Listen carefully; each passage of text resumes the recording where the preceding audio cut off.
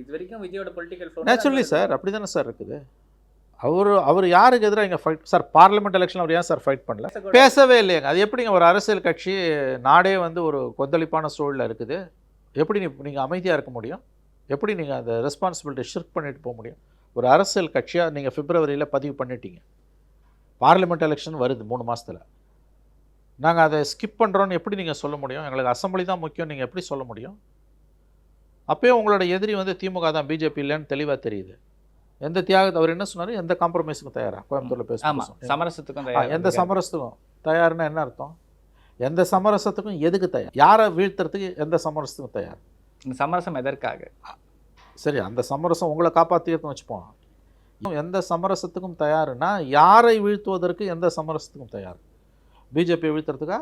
திமுக வீழ்த்துறதுக்கா? அதே மாதிரி ரீசெண்டாக அவரோட கட்சியோட கொள்கை பரப்பு செயலாளர் ராஜ்மோகன் பேசினப்போ வந்து பார்த்தீங்கன்னா, பாஜக திமுகவோட கூட்டணி இல்லைன்றதை அறிவிக்கிறத தவிர அதிமுகன்ற வார்த்தையே தேவகைவினர் யூஸ் பண்ணுறதே இல்லை.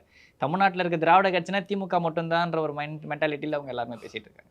சார், அவங்க தெளிவாக பிஜேபி ஏடிஎம்கே ஃப்ரண்ட்டுக்கு அவங்களுக்கு ஒரு சாஃப்ட் கார்னர். அவங்களோட பிரதான எதிரி திமுக தான். விஜயோட பிரதான எதிரி திமுக தான். நடக்க போகிறது assembly election.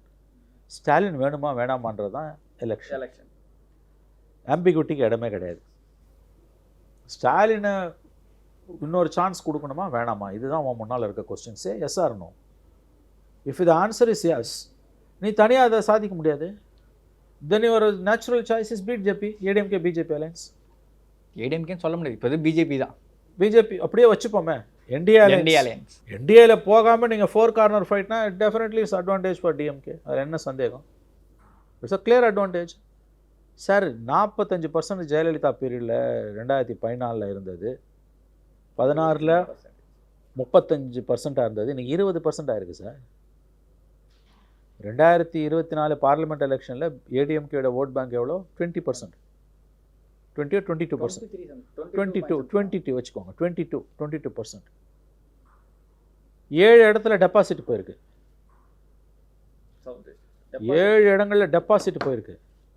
They are pushed to 3rd person. 3வது இடத்துக்கு போயிருக்கீங்க.